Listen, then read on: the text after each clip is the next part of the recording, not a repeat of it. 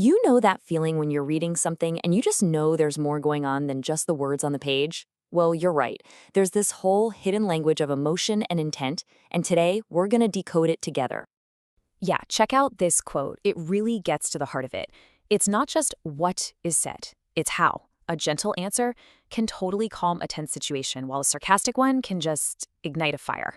And that idea, right there, is the core of what we're digging into. So that's the big question, isn't it? I mean, it's one thing to know this hidden language exists, but it's something else entirely to become fluent. Our goal here is to give you the tools to do both, to decode what you read and to use that power wisely yourself. To do that, we need to open up what I like to call our communication toolkit. And the very first tool we're going to pull out, and maybe the most essential one, is something called tone. So, what is tone exactly? Think of it like the music behind the lyrics. It's the author's feeling, their attitude about what they're writing. Are they excited, angry, curious, serious? That attitude completely shapes how we, the readers, end up feeling about the message. And really, every tone you can imagine falls somewhere on the spectrum. Understanding this is the first step in decoding what an author is really trying to say. So let's do a quick mental workout to see how well you can spot it. Okay, so here are 8 common tone words. As I say them, try sorting them into 3 buckets in your head: positive, negative, or neutral. Ready? We've got joyful, harsh, curious, respectful, angry, hopeful, confused, and sarcastic. And here's how they shake out. See how clear the emotional lines are?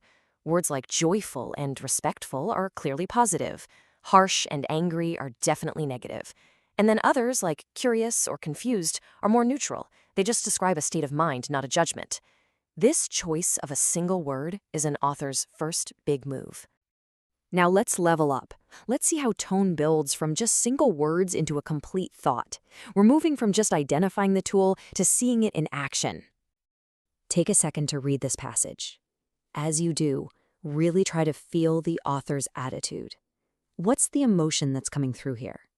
So what did you land on? If you felt a sense of support, almost validation, you totally nailed it. The tone here is encouraging. The author isn't just stating facts, they're actively lifting up the idea of being quiet. And when that encouraging tone becomes a really clear preference, it leads us to the next tool in our kit: bias. Bias is when an author's attitude isn't just a feeling anymore. It's a clear preference for one side of an argument. It's kind of like putting a thumb on the scale. Looking back at that paragraph, the bias is pretty obvious, right? The author has a strong positive bias for quiet people and, an implied negative bias against those who rush to speak. Recognizing this is huge because it helps us see the author's real goal. And that goal, a lot of the time, it's persuasion. This is where an author moves from just expressing a feeling to actively trying to convince you of something. And trust me, they've got a whole playbook of techniques to do it. To persuade is really just to get you to agree, to see things their way. It's done either through smart reasoning or by pulling on your emotions. So let's take a look at a few of the most common plays in the book. All right, time for a quick puzzle. I've got 4 persuasive techniques here, but their purposes are all mixed up.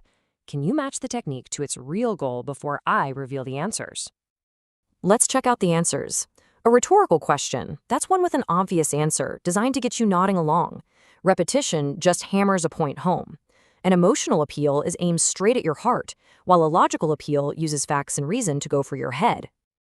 Okay, so we've identified the tools, we've seen them in action. Now let's flip the script. How can you use these same tools to make your own communication more powerful and persuasive? Well, here's a simple 3-step formula for writing a persuasive message. You start by asking a question that gets your reader thinking. Then you connect with them on an emotional level, and you finish it all off with a powerful, memorable statement. Here's a perfect example of that first step. This question isn't actually looking for an answer, right?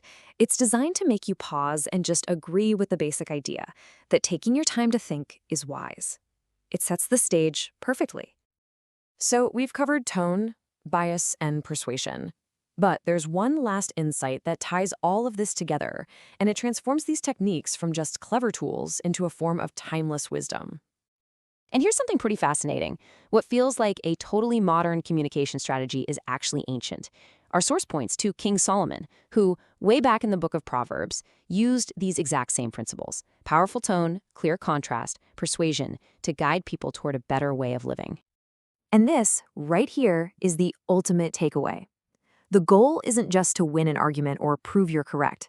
The true art of communication, the secret of the wise communicator, is to use your words to build bridges, to clarify things, and to gently guide others toward understanding. So now you have the toolkit. You can spot the tone, you can detect the bias, and you can understand the techniques of persuasion. The real question is, how is this going to change things for you? How will you use this hidden language to not only understand better, but to communicate with more purpose and, well, more wisdom?